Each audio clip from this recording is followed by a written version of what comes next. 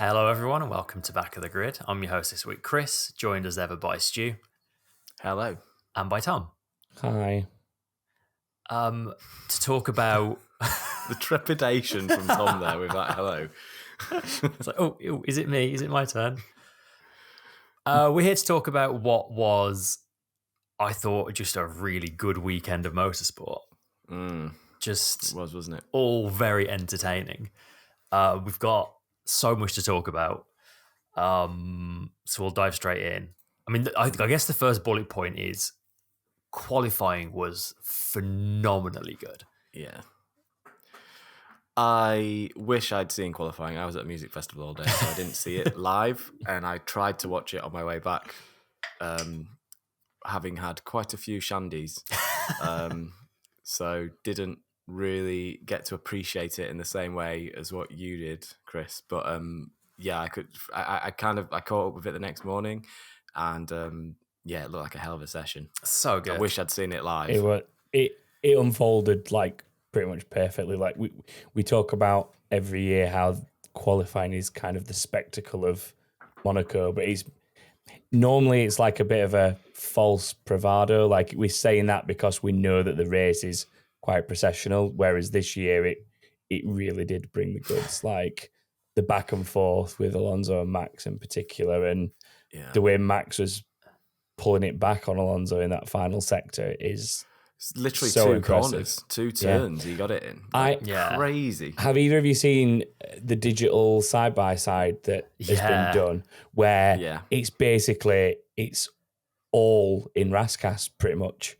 It's all just under braking and exit of Rascasse, more or less. I have, and he was behind. Well, he more or less caught him up around the swimming pool area. Swimming pool was another big bit for it on the exit, and then around Rascasse. But then those final two, he just found, like over the course of like 4 corners, he found about 4 tenths. Like absolutely. I think insane. it was maybe as much Alonso didn't have the best last sector as Max had a phenomenal last sector. I mean, he literally hit the wall coming out of the last corner. Like that's how on the edge he was.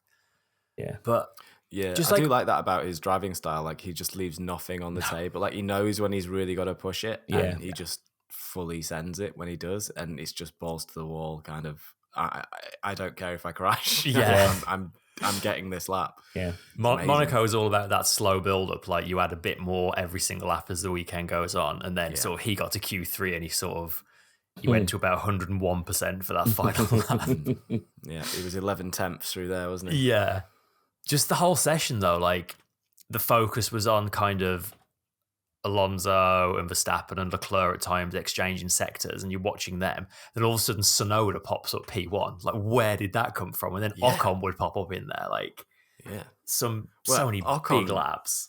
Really surprised at Ocon. Yeah, where has that Alpine come from? Like, it's just suddenly they've got pace, or have they? Because it's Monaco. But. Again, it's we'll get to sort of upgrades and stuff, but it's tough. Like so many upgrades, and I don't know if we've learned that much, but we'll get to it. I guess the big question from the race that we need to ask is: did Aston Martin throw that race win away? I don't think they did. I don't think they could have beaten him. I think I agree with you. I don't think that. I think did they have an opportunity to, and if things had played out their way, could they have got the win? Possibly. Did they throw it away? No. They did the best that they could in the scenario that they were given. And I think they were going for the win by doing it that way. I think, and I've got time for that. Like they were taking the chance by hoping that the rain was about to stop and they would only have to make the one pit stop. And they've essentially, they knew they weren't going to lose position, so they could take that gamble. And knowing that the car ahead is going to have to pit again because he was on wets, then like it I think that call it looked strange because to us, like you could see that it wasn't drying out and it wasn't going to dry out and it was too much of a risk. But I think it's for them in that moment. I think it's worth that gamble because they're trying to get a race win, and that's the only way they were going to get it. So it kind of makes sense to me. But then I also feel like putting Inters on at that point was also kind of a gamble in and of itself, because at the lap, Alonso's first pit stop, it wasn't fully wet, wasn't fully dry. And I feel like the Inters would also have been a gamble. And that, I don't know. Safe, is this the power of hindsight saying that you think that was a safer gamble, though? Hindsight is very powerful. So, like, in terms of the actual timing of it, so by the last timing loop before Alonso pitted for the first time, he'd brought the gap down to 8.1 seconds. And then Verstappen, his next lap was ridiculously slow because that's when it properly started raining. And Alonso actually only lost about 10 seconds rather than the normal like 18 or 20 through a pit stop. And then on Alonso's out lap, he made up another 6 seconds. So he ended up with like about, in theory, he needed to find like an additional 8 seconds if he had have swapped to Inters to undercut Verstappen. But there's a lot of ifs there, right? Like, he'd have been driving on a track that wasn't quite ready for Inters. He needs to warm the tyres up. Like, based on... He needs to preserve the tyres as well, because you don't know how long it's going to rain for. Like, there's a lot of what ifs and a lot of sort of variables there, isn't there? Yeah. I've seen people who've, like, analysed the numbers who've said based on other drivers' out laps, he might just about have been able to do it, but it would have been borderline. I mean, Christian Horner was like, yeah, we were on the ropes. They completely let us off the hook by doing that. But then... He likes a drop of drama, doesn't he? So I don't know how we should read into that. I don't believe that's a typical Christian Horner statement right there. Yeah, it really is. Yeah, it was a fascinating race. I mean, just the fact that they started on different tyres as well. I think had it stayed dry, it would have been a really interesting climax to the race with their two strategies. I think the strategies would have probably converged a little bit towards the end of the day. They were like away from each other for a lot of it because Max managed to build that gap on the softer tyre up until that point. I think what was he like? How far ahead was he at the time? At one point, he was a good 12 or 14 ahead. I think it was only in those sort of few laps before the pit stops that Alonso brought it back down again. Yeah. But like, regardless of all that, we've got to say it was a phenomenal drive from Verstappen. Like, he managed to take those mediums for 55 laps, like hanging on in there. Yeah, that must have been... He was all over the place. He was like barely hanging on to it at times. In fact, he tagged the wall on his in lap, I think, didn't he? On the way just before the tunnel. It's crazy. They didn't make it easy for him. No, didn't at all. Not at all.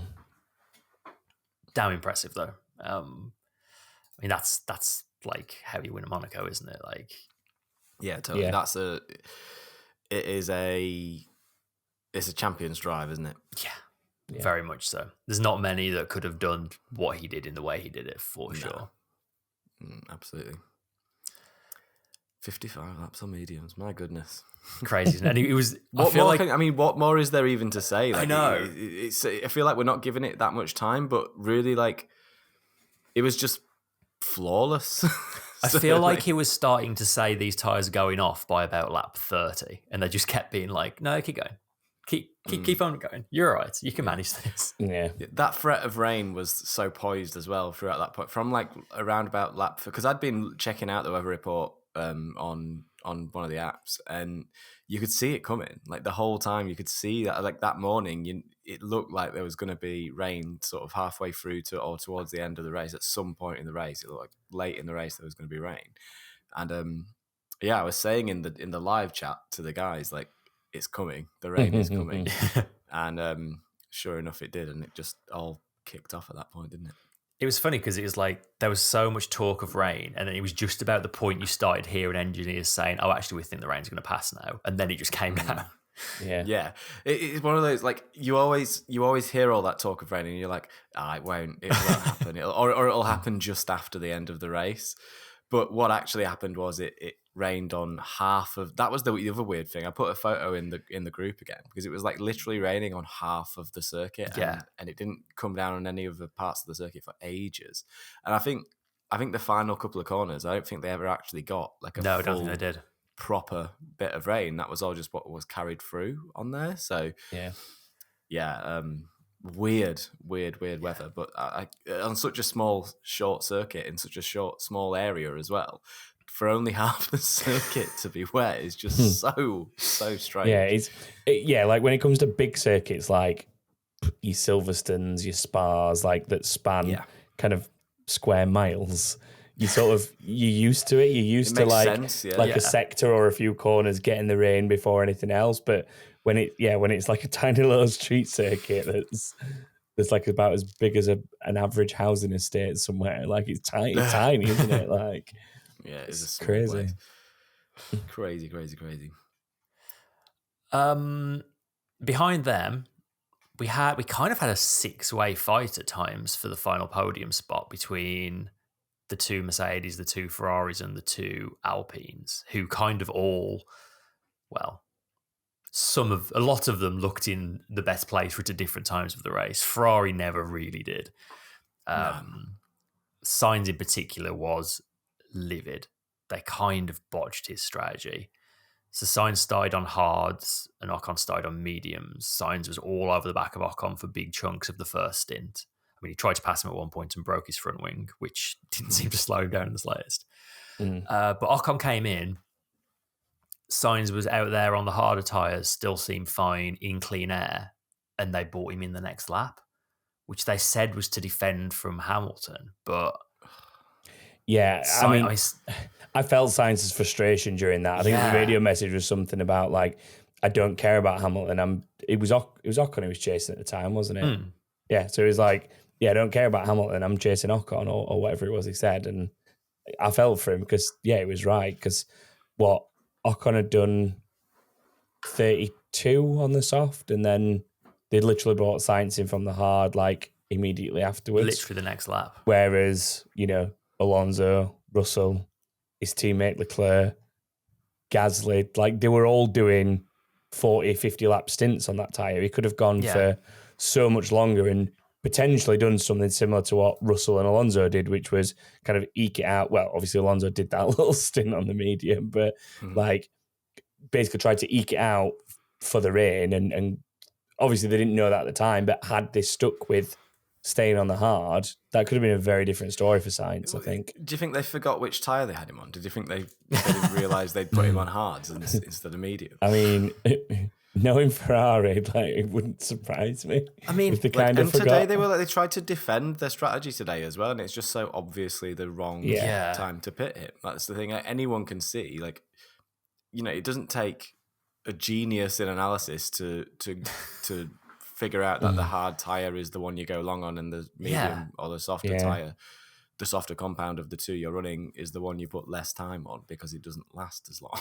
So like the indecision as well, so weird. Like the amount of times we saw the Ferrari pit crew just walking in and out of the garage, like they must have done miles just going backwards and forwards carrying tyres. Like, I think they were trying to fake someone out at that. I don't know who they thought they were trying to fake out, but they were definitely trying to like make stuff happen. Yeah, they must have been. They seem more worried about the Mercedes, but like it's already at the point in the season for Ferrari where surely the chance of getting a podium is worth risking losing 4th place over. Like 4th and 5th at this point already makes no difference to Ferrari's season, really. But if you've got a chance of getting a podium at Monaco, like of course you're going to go for that.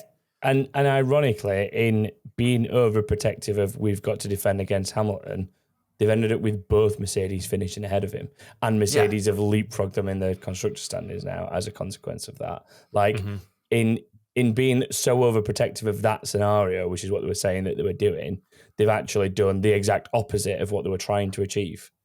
I mean, if anything felt like Ferrari's strategy right there for this season, that is it.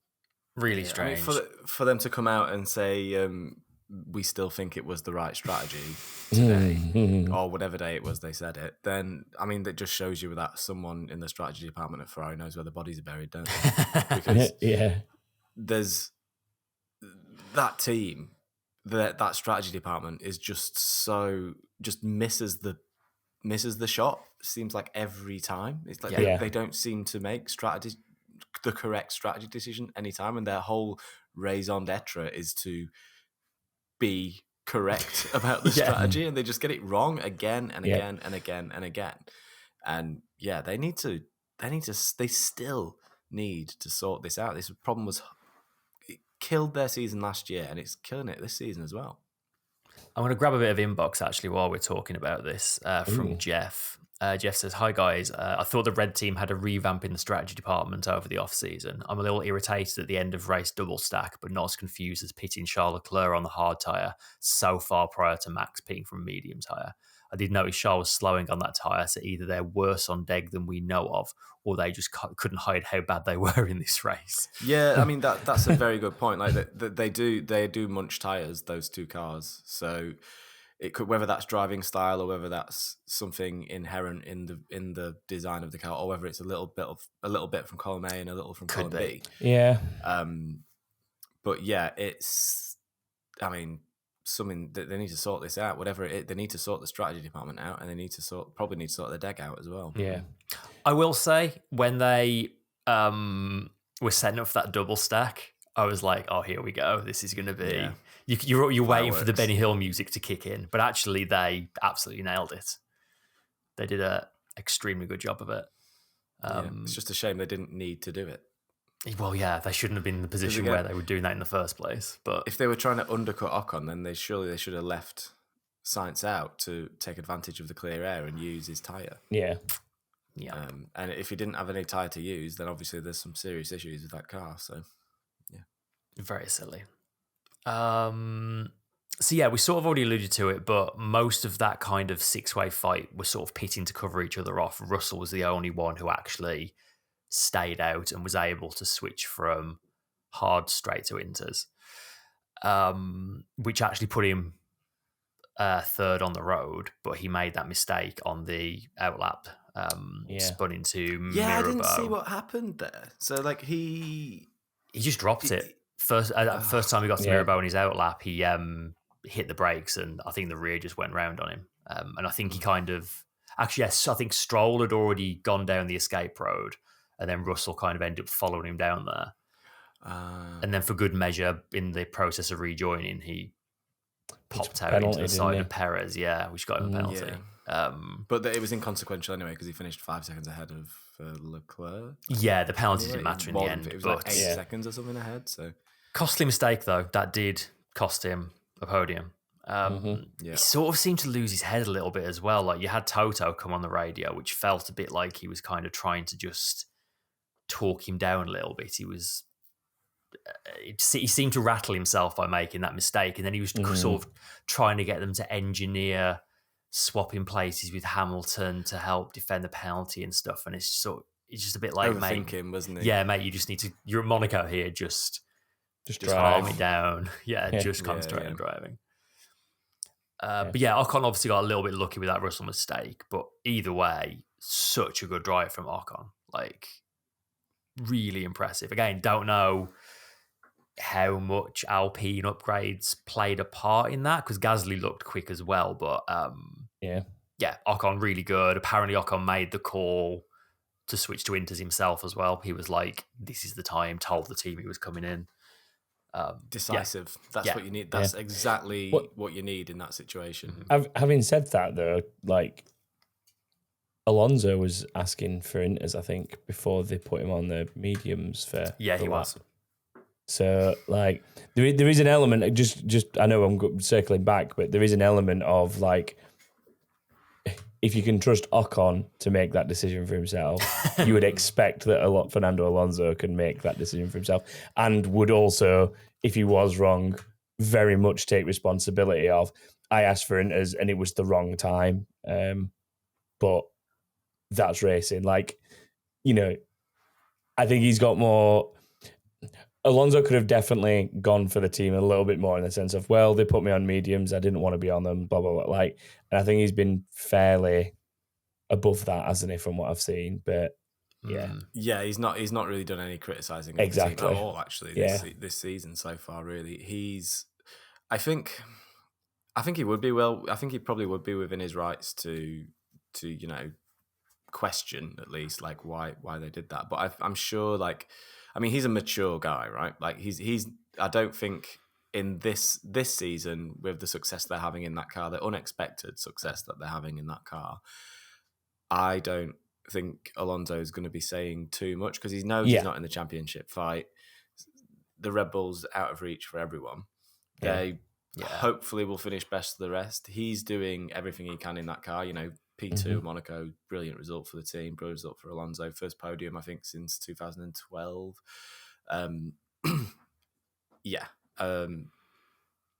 He's not going to be kicking off the same way that he was at McLaren. No. It might be once that Honda power unit comes back. Yeah. Maybe. We'll have to see. But you saying about it kind of being sort of unexpected success, and I do think we've seen a few times this season, this is maybe an example of it, of just inexperience in that team with being a front runner. Like there's been moments where they've had to make decisions, and they're the kind of moments where the likes of Red Bull, Mercedes, they've been there, they've done this, they know how to make the decisions. And I think we've definitely seen a little bit of inexperience from Aston Martin. I noticed that you didn't include Ferrari in that list. I didn't, very deliberately. I was talking about good strategy calls, Tom, so didn't quite... Oh, yeah. Silly me. Shall we talk about Sergio Perez? Oh, the less the better, I think. Boy, oh boy. What a weekend to forget for Perez. To put it mildly, I mean, that crash in Q1, if there's one thing you don't do in Monaco, it's push it too far in Q1. It's like such a costly error. Desperation. Yeah. That's what it was. Gave all the other teams a nice look at the floor of that Red Bull in the process as well. Sure, they all didn't mind seeing a bit of that. He actually, so they pitted him at the end of lap 1 for hards, presumably to try and just then run the rest of the race on that set of tyres, assuming it stayed dry, which actually looked like it was going to potentially work out for him because he caught the back of the pack quite quickly. But then it just all got really messy. Like when Verstappen came through to lap him, he tried to follow Verstappen through on Stroll and ended up making contact. Then Magnussen was slow out of the chicane and he just ran into the back of him, so he had to pit again for his front wing. Then he got driven into by Russell. He hit the wall again before he switched to inters, and he was one of the last to switch to inters anyway, so he had a couple of super slow laps on the slicks. I think he went in the pits 5 times. It was just an absolute disaster. What a nightmare. We spent a lot of time recently talking about how he's still within touching distance in this championship, and all of a sudden that gap is looking it doesn't feel like enormous. It, does it? What is it now? 39 points, is it now? I think. Yeah, that sounds right. Yeah, it was 14 before, I think. Yeah. Not an unclimbable mountain, but he's definitely made things a lot harder for himself. Yeah. Equally a weekend to forget for Stroll. While his teammate was off fighting for the win, Stroll was out in Q2, played bumper cars on the opening lap. He was complaining about brake issues. He said he thought he hit the wall at least 5 times before they eventually retired, which is not good. I mean, hitting the wall repeatedly is not going to do much good for your brakes, is it? So, no. Or any part or of any car, bit, so. Yeah. Look, Aston Martin have got an issue here, I think. I'm going to stop you right there and grab another piece of inbox early on. Oh. Which is from Benson, who says, "Hey man, does the form of Stroll mean that his father may need to have the chat, given that Mercedes are only a point behind in the Constructors' Championship now? And if so, who do you think is most likely to replace him, either mid-season or for next season?" Ooh, you could get Vettel back. Imagine what a dream team that'd be, those two. I mean, he was there this weekend. He was there. Was he? He was with Aston Martin or just in general? Just a punter. Yeah, just a punter this weekend. I think it's still the case that if you're a world champion, you basically get a paddock pass for life. So you just turned up and had a nose round when you want.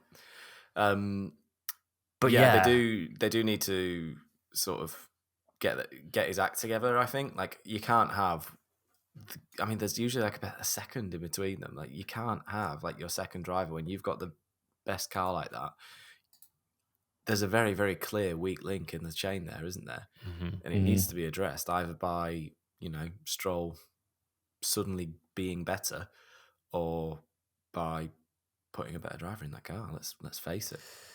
Yeah, I mean, like we've actually kind of praised him a fair bit over the last couple of years. I feel he is a driver that's improved massively. He's had some really good performances, but this year he's sort of fallen back a bit again. Yeah, I mean, I think it's just when you're holding him up against that talent, then it's all. I mean, the gap to Vettel was always quite along with a similar distance as well. So there's definitely, yes, he's improved a lot, but he's not. He's not nothing like world class compared to Alonso, your Vettels, your Hamiltons, your Verstappens. He's never going to be on that level, is he? I think when he was doing okay at the start of the season, there was a bit of a kind of almost a benefit of doubt because of it was his cycling accident, wasn't it, where he'd done his wrists. But I assume at this point he's kind of beyond that now and back to where he would normally be. I don't even know, to be brutally honest with you. But it was a long time ago now, wasn't it? Was it like early March, late February or something when he had the accident? Yeah, something like that. Like before the season started. So. Yes, because he missed testing, didn't he? Yeah. Which, it does all beg the question, what will it take for Papa Stroll to do something about it? Pull the plug. Yeah, or at the very least, have the you need to book your ideas up chat. Because Lawrence Stroll is not an idiot. Like, he's a very, very shrewd businessman. Mm-hmm. I don't imagine he's the sort of guy who is led too far by emotion in business. You don't get to where he is by being too emotional about your business decisions. You have to be pretty cutthroat to get to where he is. And it feels like there's just this one thing that he maybe is emotional about, and that is making sure his son's got to drive in a Formula One car. Yeah. But I guess that was before he owned a Formula One team. It's almost like this has been his way into Formula One, and like now he owns a team. So maybe it is less of an issue now. Maybe he is more prepared to sort of make the difficult decisions around his Formula One team and, get the very best drivers in. I think it's probably a sensible thing for him to do. It's certainly a sensible business decision for a Formula One team to have better drivers. Yeah. And I mean, that is becoming a more and more attractive team for drivers anyway. Like, this news of Honda going to them is huge. Like, we've spoken over the last few years a few times about how everything that team is doing is very much putting them in the right direction to be championship contending teams. And I think essentially becoming the Honda team, like, it's going to be massive for them. It's such a fantastic business move. Look at the investment that he's put into that team. They've got a world-class facility just about built in Silverstone. They've got a brand new wind tunnel under construction coming online, I think, next year. So, there's some serious cash being spent. I think when you're spending that amount of money on your Formula One team and you're really this serious about making them into a championship winning team, right? That's got to be the aim. Yep.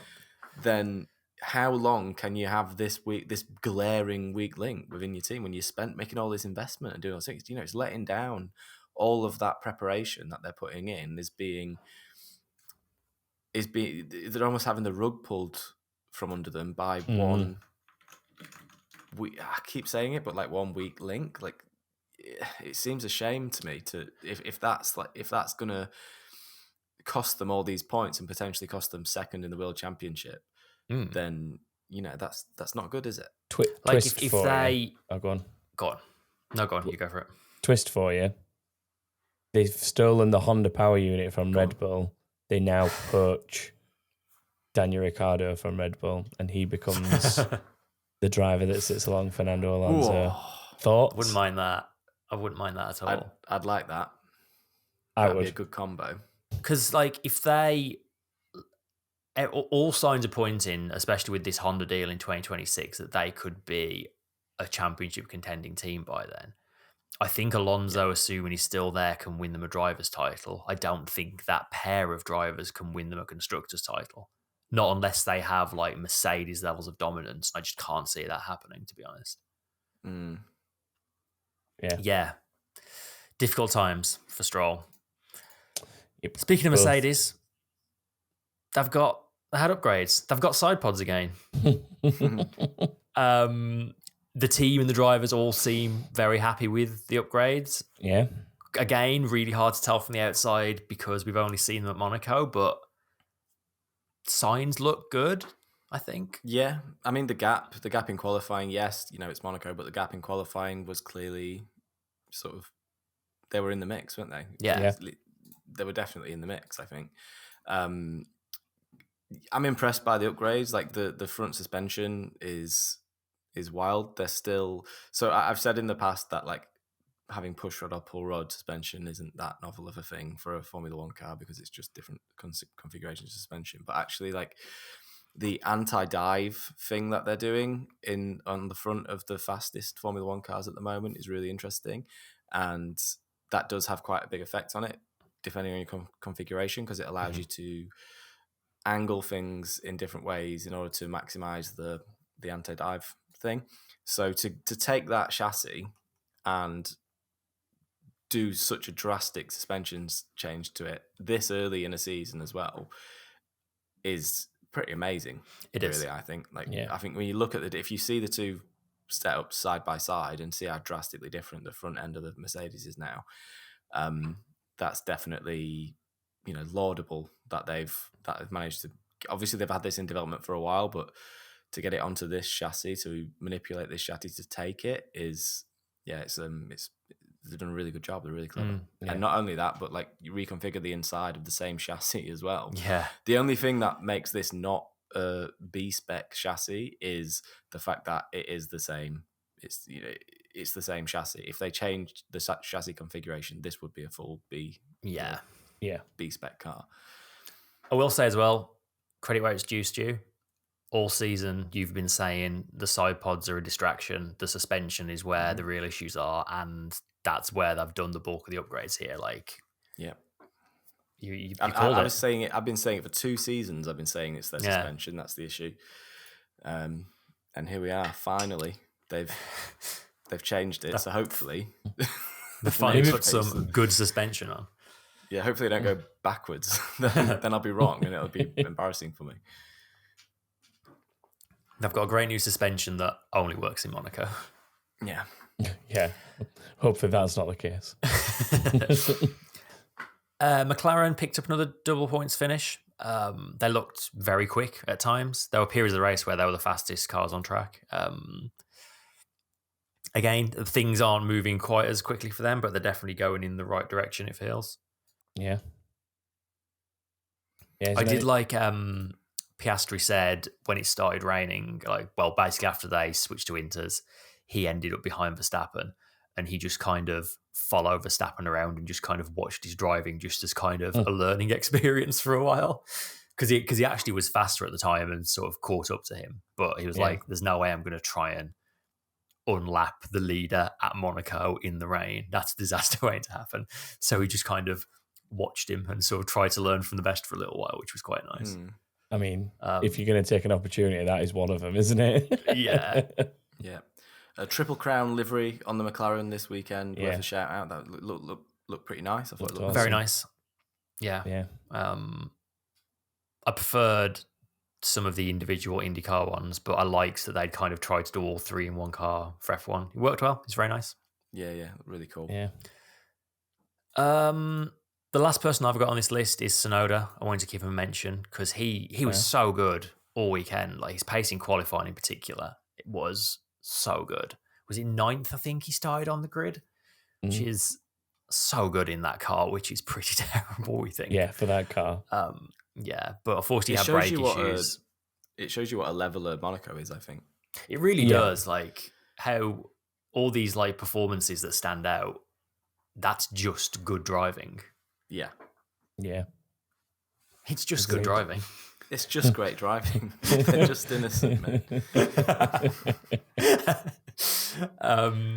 But yeah, Tsunoda had brake issues, so he fell out of the points, unfortunately for him. Anyone else you guys want to mention before we do some awards? Not that I can think of. No, I've got nothing. Let's have a driver of the day then. Who you got? I think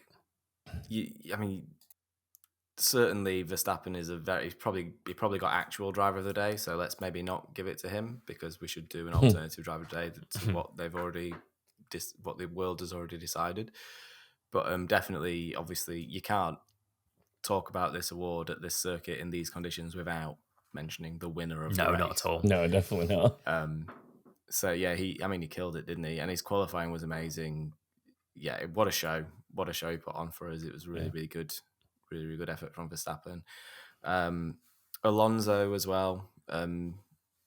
They did keep him honest, I would say. Like, for sure. If there'd been any real slip ups from Verstappen, and there were one or two like small mistakes from Verstappen, any bigger mistakes than what he made, then Alonso was always going to be there to pick up the scraps. So yeah, big shout to Alonso. But Ocon, I think the unexpected sort of the way he held off the two Mercedes chasing him, and under all that pressure, and the way just that team worked the strategy to get him where he needed to be, and how decisive he was in the changeable conditions. I think Ocon is probably my shout for driver of the day.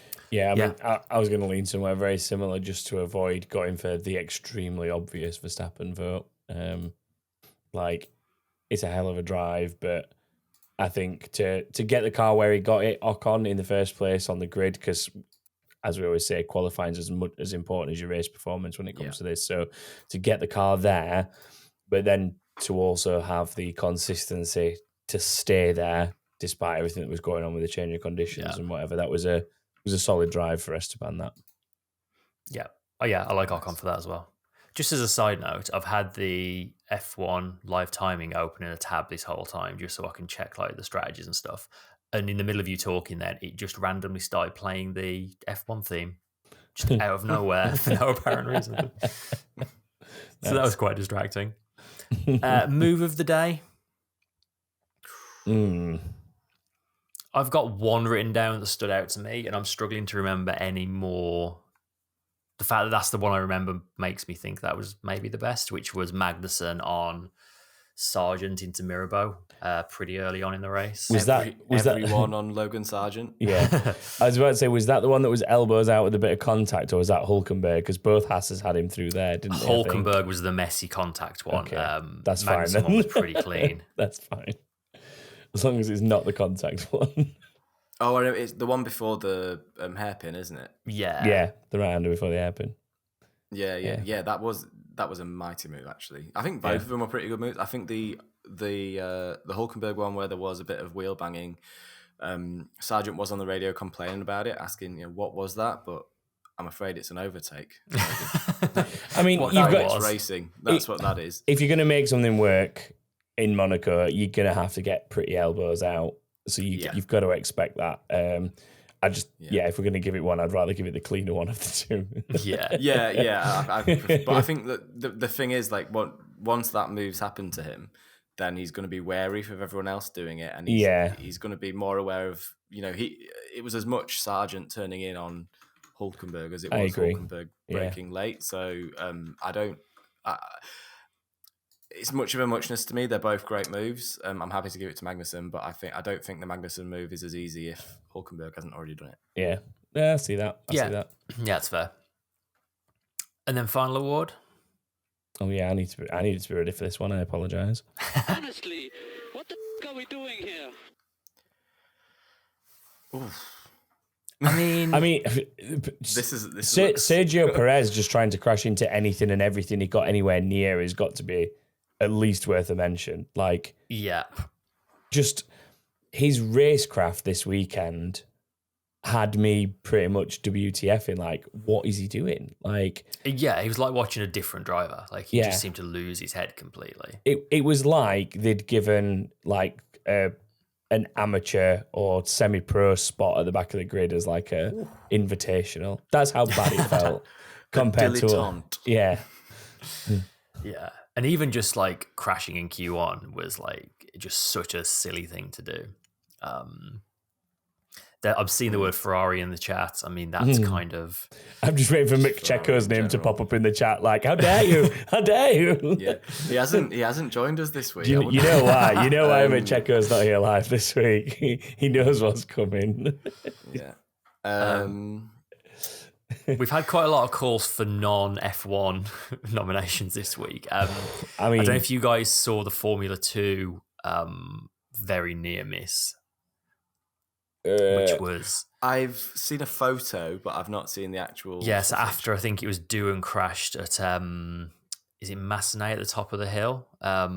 Which is obviously a blind corner. And the marshals were around the car, and Victor Martin basically just ignored a bunch of yellow flags and went steaming in there and literally missed a marshal by inches. It was very scary. I think he got given, if not a stop-go, then a drive-through penalty for it. It was, really, really bad. And I imagine post-race he'll probably have had a very stern talking to.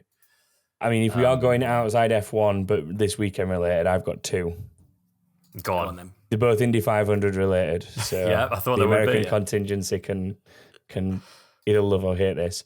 One, a flipping wheel flying over an entire stand of people and smashing someone's car to pieces. God.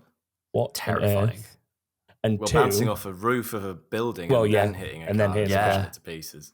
That's how much energy was, isn't it? It did all that damage to the car. It had already bounced off a roof. Yeah. Two, the general pit stop capabilities of any driver in IndyCar.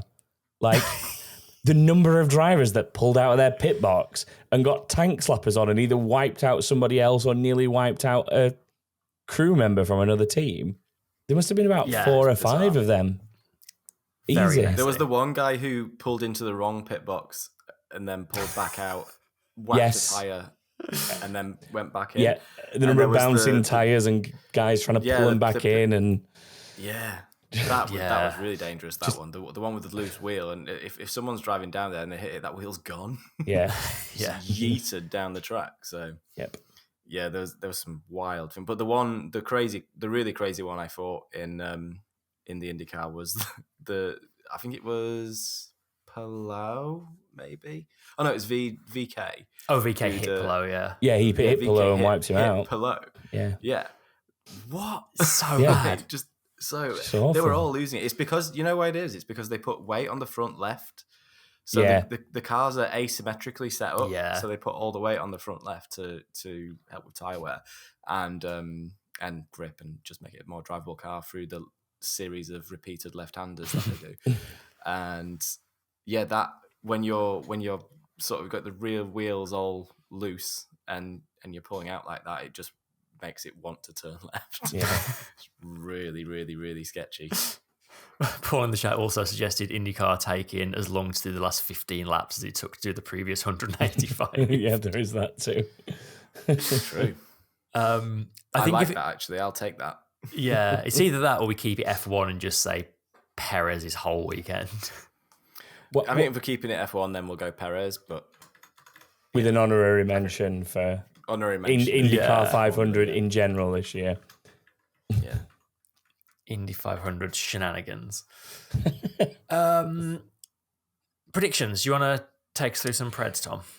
I mean, I can. There's not much to say for us, I must say. The only thing that we got between the three of us was you getting 18 finishes, Chris. So well done there. Better weekend, much better weekend for the listenership, though. We got 3 people who got 4 points, so all very, very close to a prize there. David Hammond, Lee Beverlander, and Mitchell Sandy all got 4 points with slightly different combinations, but obviously a clean sweep of Verstappen qualifier winner, and number of finishes is the key thing amongst most people scoring highly this week. One of those weeks where through many, many different combinations, about 200 and something people scored points again, so well done to all you. And then in hindsight, Stroll being first DNF seems really obvious, doesn't it? I don't know why none of us said him. Yeah, true. Very true. There was once a time where we went through every race, every season, and at least one of us said Stroll for first DNF. So maybe we've reached a point where we think too highly of him. After this performance. Yeah. Over in the standings, that actually leaves us with a 3-way tie for first place between Ash Foster, Benjamin Claxton, and Lee Scott, who are all on exactly 13 points at this point in the season. So very tight at the top there. Nice. Yeah. Quick shout out in terms of fantasy results. So another nick in the wall was a very interesting team name in this week's winner. for Monaco itself. But the Spinquisition still sits at the top of the overall leaderboard on the official F1 fantasy. And when it comes to grid rival, 2 adult, 2 person is this week's winner, but Festa F1 stays at the top overall. And if you want to get involved in any of all that, which we'll probably come back to in a minute, head to backofthegrid.com, sign up for predictions, and hit the links for official F1 fantasy and grid rival fantasy. It's all on there. Whew. Very well done, Tom. It's all right. Nice. I'll be doing it again in a minute when we've done storylines for Spain. Yeah, let's move on to Spain. Don't delete them. Delete them. I didn't touch him. That wasn't me. Okay, yeah. Storylines leading into Spain before we make some predictions. So my first one is finally a proper, in the words of Christian Horner, racetrack. And decent weather to go with it as well. We're going to have a normal Formula One weekend. They're not messing with the format or anything like that. In theory, this should be just your classic, your OG Formula One setup that we all know and love. OG. So yeah, let's all just take a moment to appreciate that and how nice that's going to be. Just have a normal Formula One weekend. I can't wait. My next storyline is, can Mercedes unlock more performance from their upgraded car, and will they bring yet more upgrades for Spain?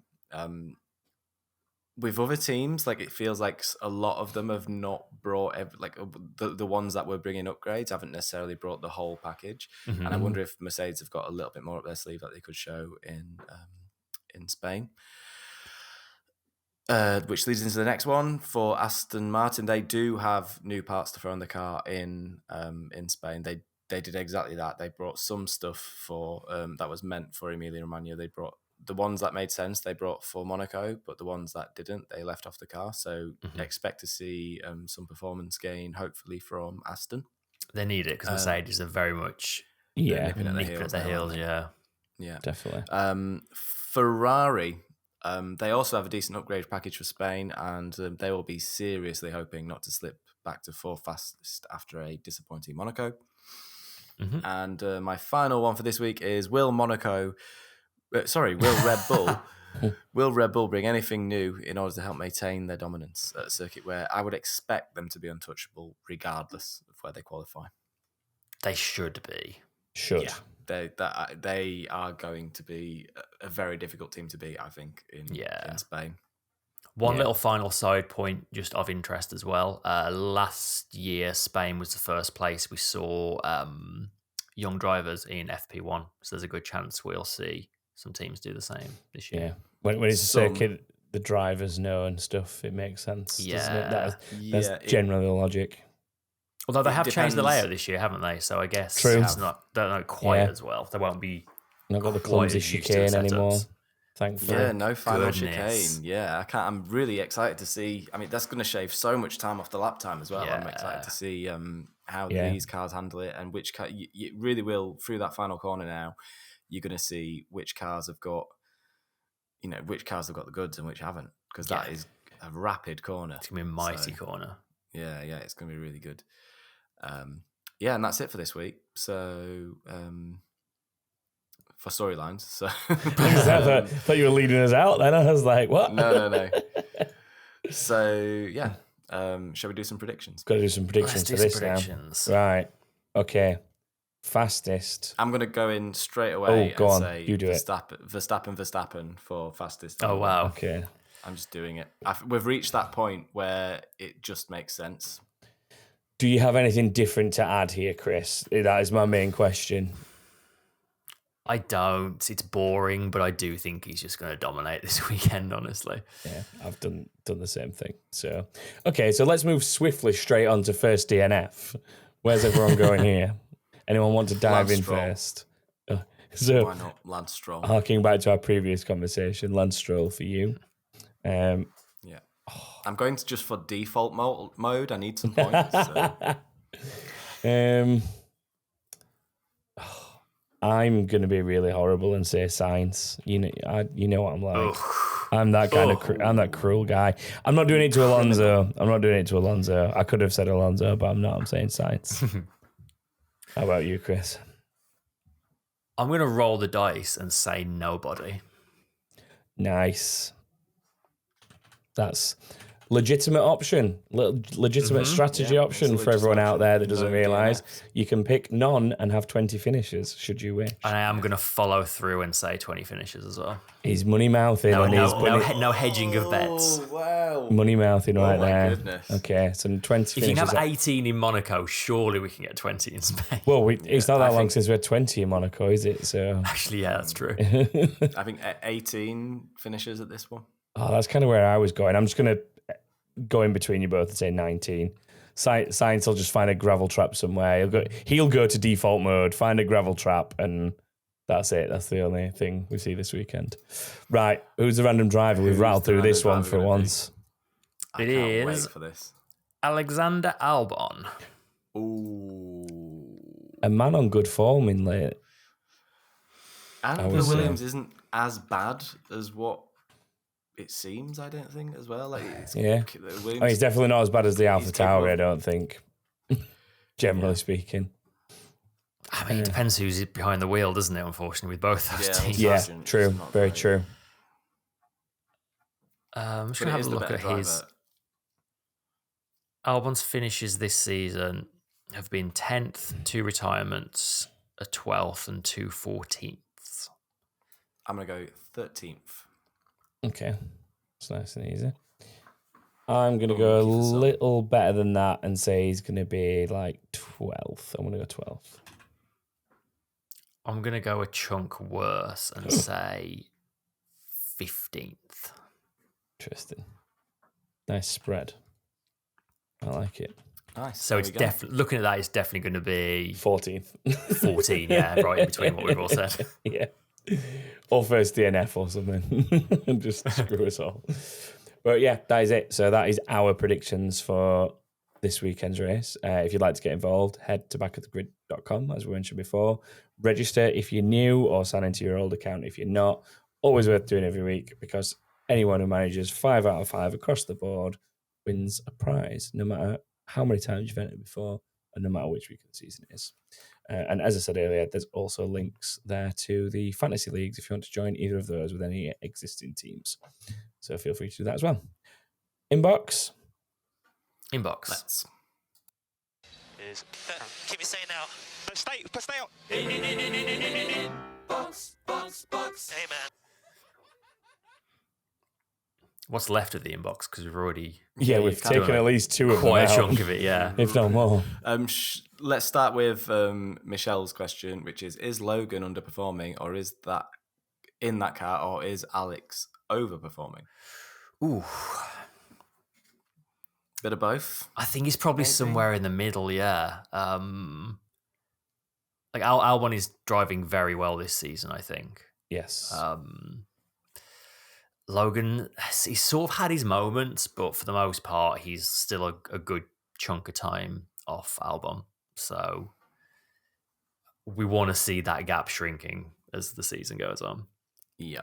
Especially for an American driver as well. You want to see an American driver doing well, especially when we've got Definitely. literally 4 races in the state. So, yeah. Who knows if any by next year. Yeah. Next one. Next one from Stephen H. Just how consequential was Perez's crash in qualifying? Not only did he basically ruin his title chances, even worse was him giving everyone a view up the skirt, Christian's words, of the RB19. That's a gross analogy. Will the other team, especially Ferrari Mercedes, be able to capitalise on this relatively soon, assuming they saw something interesting? Like, how much do we think them seeing the floor of that car is actually going to be able to help the other teams catch up? Not necessarily catch up, but at least understand what Red Bull are attempting to some degree. Like, that's the bit that's always the most secretive, isn't it? When it comes to aerodynamics, like it's the hardest bit to generally get an opportunity to see. Like you can see wings, you can see side pods or lack thereof. You know, you can see all those kind of elements and get a rough idea, but that's the only opportunity you get to see like a true look at what someone's doing with the floor and where they're trying to force airflow and what they're trying to achieve with it. So put that in front of an aerodynamicist and they can probably say, okay, I see what they're doing different to us.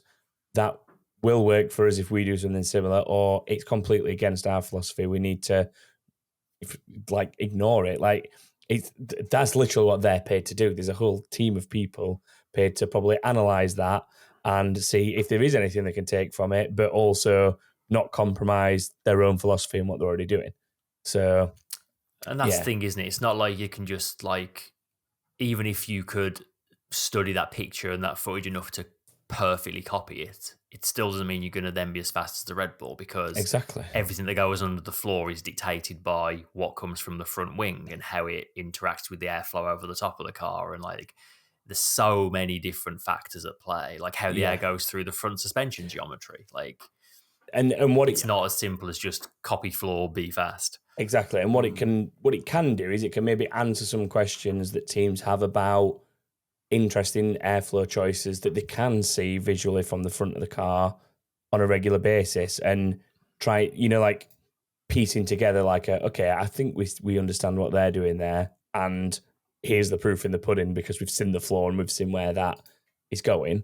But I think that's as much as it does. It answers questions that were maybe just question marked from things that they're doing above the floor, and maybe give some teams some slight answers and ideas of what they can do under the floor. But no one's going to, like you say, copy paste that and suddenly be winning races next to Red Bull. No. It just doesn't work like that, does it?